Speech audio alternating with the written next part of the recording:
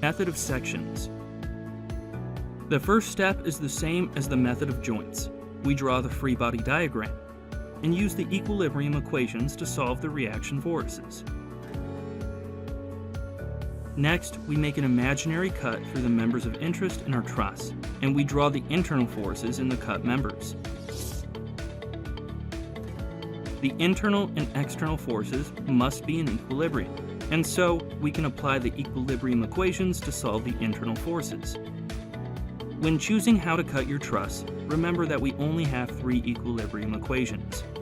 If you cut through too many members, you will have too many unknowns and not enough equations. You can choose which side of the cut you want to assess. The left side looks easier to solve because there are less forces, but we could have chosen to solve the right side instead. The method of sections is best used when you have a truss which has a lot of members, but you are only interested in the loading in a few specific members. Let's look at an example. We need to determine the internal forces in these 3 members. First, let's draw the free body diagram and apply the equilibrium equations to calculate the reaction forces. The horizontal reaction force at joint A is the only force acting in the horizontal direction, so it must be equal to 0. By considering equilibrium of forces in the vertical direction and equilibrium of the moments acting about joint A, we can figure out that FA is equal to 19 and FH is equal to 21.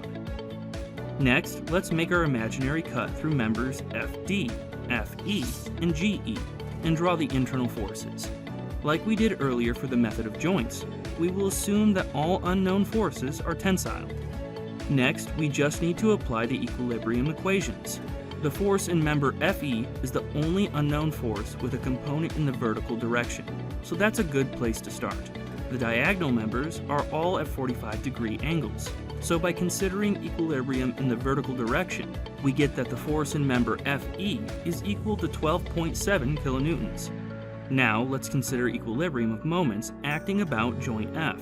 This is a good joint to choose because 3 of the 5 forces in this free body diagram have a line of action passing through F, and so only the force in member GE and the 21 kilonewton reaction force generate a moment about this joint. Both forces are located at a distance of 2 meters from F, and so we can conclude that the force in member GE is equal to 21 kilonewtons. Finally, we can take equilibrium in the horizontal direction to calculate that the force in member FD is equal to negative 30 kilonewtons. And that's it. We've calculated the internal forces in the 3 members we were interested in. 1 member is in compression and 2 are in tension. If it is possible to determine the reaction forces and the internal forces in the members of a truss by applying the equilibrium equations, the truss is said to be statically determinate. Real-life structures sometimes contain more members than are needed for the structure to be stable, as this makes them safer.